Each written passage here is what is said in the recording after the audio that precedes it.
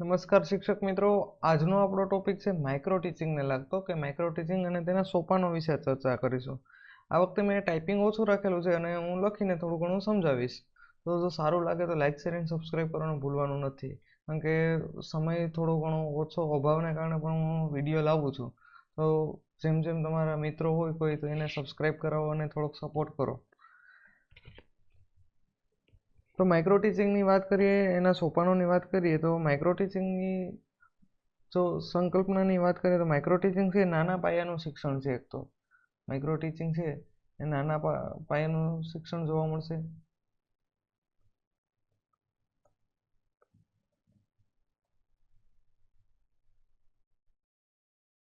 એટલે કે આપણે જ્યારે બીએડમાં અભ્યાસ કર્યો ત્યારે આપણને ખબર છે કે બીએડની અંદર સૌથી પહેલું સોપાન આપણે શીખેલા છે ને તો એ છે માઇક્રો ટીચિંગ. સૌ પ્રથમનું સોપાન છે. તો આની આપણે વાત કરીએ તો માઇક્રો ટીચિંગ છે એની શરૂઆત જો થઈ હોય તો એ છે 1963ની અંદર સ્ટેનફોર્ડ યુનિવર્સિટી છે ત્યાં જે ડાઇટ એલન છે એ વ્હાઇટ એલન દ્વારા છે આની શરૂઆત કરવામાં આવી હતી. કેલિફોર્નિયાને અમેરિકાની અંદર જે આવેલું છે, કેલિફોર્નિયામાં અમેરિકામાં આવેલું છે, તો ત્યાંથી એની શરૂઆત કરવામાં આવી. અને આ છે એ તેના પ્રણેતા છે ડૉક્ટર વ્હાઇટ એલન. હવે ભારતની અંદર માઇક્રો ટીચિંગ ક્યારે આવ્યું? તો ભારતની અંદર જો શરૂઆતનું પૂછવામાં આવે કે ભારતની અંદર, તો આ ભારતની અંદર આપણે છે માઇક્રો ટીચિંગની શરૂઆત છે એ ડીડી તિવારીએ કરેલી હતી. આ ડીડી તિવારી દ્વારા જે માઇક્રો ટીચિંગની શરૂઆત છે એ ક્યાં કરવામાં આવી હતી? કે અલ્હાબાદ યુનિવર્સિટીની અંદર થઈ હતી.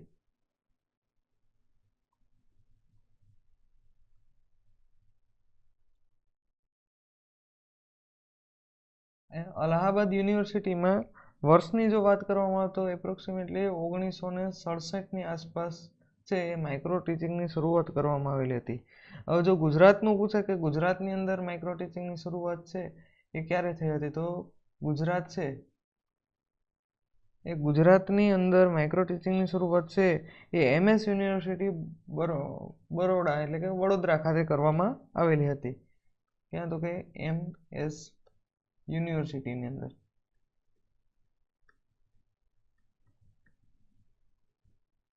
વડોદરા અહીંયાથી છે માઇક્રો ટીચિંગની શરૂઆત થયેલી હતી. ઘણી બધી સંકલ્પનાઓ છે એ આપણે ફ્રી સમય મળશે ત્યારે હું બધી સંકલ્પનાનો એક વિડીયો લઈ લઈશ, તો એનો આપણે ત્યારે અભ્યાસ કરીશું. પણ સંકલ્પનાઓ તો ઘણી બધી આપેલી છે, પણ માઇક્રો ટીચિંગની અંદર શું શું આવે તો એની હું અહીંયા વાત કરું તમારે. તો એની લાક્ષણિકતા પહેલી તો એ છે કે માઇક્રો ટીચિંગ છે એ નાનામાં નાનો પાઠ છે, એટલે કે સૂક્ષ્મ પાઠ તરીકે ઓળખાય. પાઠ આયોજન કે જેની અંદર આપણે છે એ પાઠના એક મુદ્દાને લઈને એક નાના એવા ટોપિકથી શરૂઆત કરીશું અને એ છે એનો સમયગાળો છે, સમય મર્યાદા હશે એ 5 થી 7 મિનિટની તમને જોવા મળશે. કે 5 થી 7 મિનિટની અંદર છે એ આપણે આને આયોજન કરીએ છીએ, એટલે કે 5 થી 7 મિનિટ આપણે ભણાવવાનું હોય છે.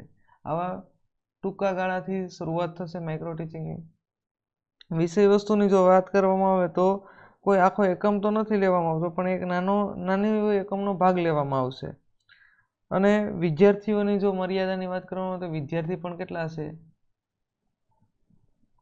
વિદ્યાર્થીની સંખ્યા 5 થી 7 જ હશે, અથવા તમારા જે સહપાઠી હશે એ હશે.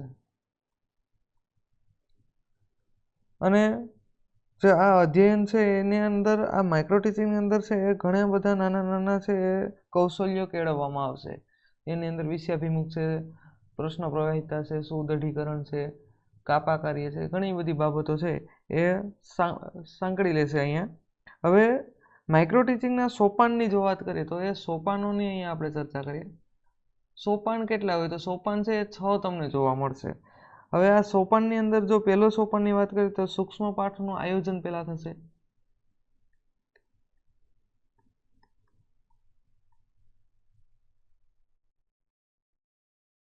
આ તમારું પહેલું આયોજન હશે. પછી બીજું તમારે જે આ સૂક્ષ્મ પાઠનું આયોજન છે એના ઉપર આપણે શિક્ષણ કાર્ય કરવાનું છે, એટલે કે ભણાવવાનું છે, એ શિક્ષણ કાર્ય આવશે. એ શિક્ષણ કાર્ય માટે તમારી પાસે 5 થી 7 મિનિટ એટલે કે 6 મિનિટનો સમય હશે.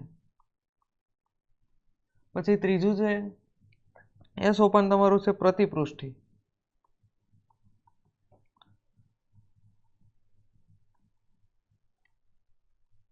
પ્રતિપૃષ્ઠિ છે આ પ્રતિપૃષ્ઠિ તમને જોવા મળશે એ પણ તમારે છે 6 મિનિટની આસપાસ તમને જોવા મળશે. જો આ છે એની અંદર શું જોવા મળે કે પહેલા તો તમે આયોજન બનાવશો આખું, પછી તમે શિક્ષણ કાર્ય એટલે કે તમે ભણાવશો. માનો કે વિષયાભિમુખ છે તો વિષયાભિમુખનું આયોજન છે તમે તમારા ઘરેથી તૈયાર કરીને આવશો અને પછી તમે શિક્ષણ કાર્ય ભણાવશો. પછી પ્રતિપૃષ્ઠિ આપો. પ્રતિપૃષ્ઠિ છે એમાં જે તમારે સહપાઠી છે અથવા તમારે જે સામે બેઠેલો શિક્ષક હશે પાછળની બેન્ચે બેઠેલ એ તે નિરીક્ષણ કરતો હશે. એ અમુક જે વીક પોઈન્ટ છે પ્લસ પોઈન્ટ છે એટલે કે પ્લસ માઇનસ બંને પોઈન્ટ તમને કહેશે. જો આયોજનમાં કોઈ પણ જાતની ખામી આવશે તો જે તમારે આયોજનની અંદર પાછું પુનઃ આયોજન કરવામાં આવે. તો એ પ્રકારે છે એ આ તમારો ચોથું સોપાન જોવા મળશે. એ સોપાન છે એ તમારું શું આવશે? પુનઃ આયોજન આવશે. પુનઃ આયોજનનો સમય આપશે. એ પુનઃ આયોજનનો સમય છે એપ્રોક્સિમેટલી 12 મિનિટ જેટલો આપશે તમને. પછી એના પછી આવશે એ શું આવશે તો કે પુનઃ શિક્ષણની ઘટના. એની અંદર પાછું તમારે ભણાવવાનું આવશે પુનઃ શિક્ષણ. આ પાછું કેટલું હશે તો કે એ સેમ 6 મિનિટ જેટલો સમય હશે. અને પછી પાછું છેલ્લે છે એ તમારું છેલ્લું સોપાન છે એ પુનઃ શું આવશે? પ્રતિપૃષ્ઠિ. એ પણ તમારી કેટલી રહેશે? પાછી 6 મિનિટ જેટલો સમય આપશે. જો આમાં એક યાદ રાખવાનું છે કે આયોજન સૂક્ષ્મ પાઠનું આયોજન પહેલું સોપાન છે એમાં તમને કોઈ જાતનો સમય મળતો નથી. આ 5 સોપાનની અંદર તમને શું મળશે? એનો સમય મળશે કે જેથી તમે એની છે તૈયારી કરી શકો. એટલે કે ટૂંકમાં તમે ભણાવશો પછી તમને પ્રતિપૃષ્ટિ આપશે અને ત્યારબાદ તમને છે એ પાછું શું કરવા મળશે કે આયોજન કરવા મળશે. આ માઇક્રો ટીચિંગનું મહત્ત્વની જો વાત કરીએ તો વિવિધ છે અધ્યાપન કૌશલ્ય છે એની અંદર આપણે શીખશું એટલે કે એની અંદર આપણે પારંગત થશું. એવા કૌશલ્ય આપણે કેળવીશું. તો એ એક મહત્ત્વનો પોઈન્ટ છે કે વિવિધ જે કૌશલ્યો છે વિવિધ અધ્યાપન કૌશલ્યો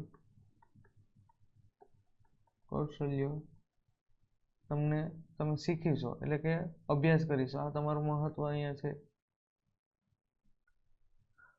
હવે એની અંદર પછી ઘણી બધી એવી બાબતો છે કે જે વર્ગ વ્યવહારમાં સુધારણા માટે પણ ઉપયોગી થશે. એટલે કે તમારો વર્ગ વ્યવહાર સારો બનાવશે. એ સારો બને.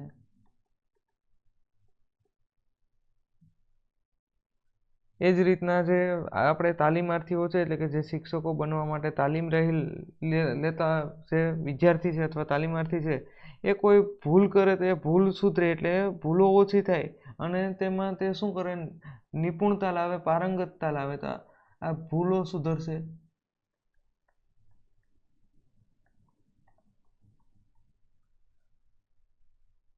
અને જે પ્રશિક્ષણાર્થી છે એ માઇક્રો ટીચિંગનો જે પાયાનો પથ્થર છે એટલે કે માઇક્રો ટીચિંગની જે નાનામાં નાની બાબત છે કે જેથી આપણે શિક્ષણની શરૂઆત કરીશું.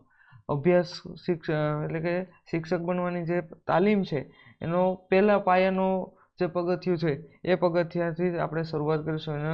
અને આ જે પાયાનો પથ્થર છે એનો આપણે સમાન રીતના ઉપયોગ થઈ શકે એવા પ્રયત્ન કરીશું. માઇક્રો ટીચિંગના જે સોપાન હતા એની આપણે વાત કરી કે આયોજન છે, પછી શિક્ષણ છે, પ્રશિક્ષણ છે. જો અહીંયા શિક્ષણ આપશો, આયોજન કરશું, શિક્ષણ આપશું, પ્રતિપૃષ્ટિ આવશે, પછી પુનઃ આયોજન, પુનઃ શિક્ષણ ને પુનઃ પ્રતિપૃષ્ટિ. હવે ત્યારબાદ છે એ જરૂરિયાતની વાત કરે કે જરૂરિયાત છે એ કયા કયા પ્રકારની તમને જોવા મળશે. તો આ માઇક્રો ટીચિંગની જરૂરિયાત શા માટે આવી? તો એની વાત કરીએ તો માઇક્રો ટીચિંગની જરૂરિયાત છે એ માનો કે કોઈ છે સમૂહ કાર્ય કરવા દ્વારા શિક્ષણ મળશે અથવા સ્વમૂલ્યાંકનની તક મળશે. અહીંયા શિક્ષક છે એ પોતે શિક્ષક બનવાની જે પ્રશિક્ષણાર્થી તાલીમ લે છે એમાં એક આત્મવિશ્વાસનો વધારો થશે. પહેલાં તો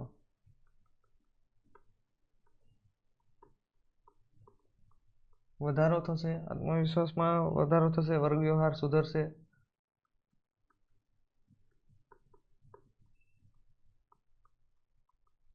પછી પ્રતિપોષણ આપશે,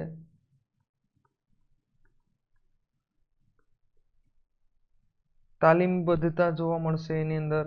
ઘણી બધી બાબતો છે કે જેથી છે એ શિક્ષકના પાયાની જરૂરિયાતો છે કે પાયાની ઈંટ મૂકવાનું કાર્ય થશે એ અહીંયા તમને જોવા મળશે.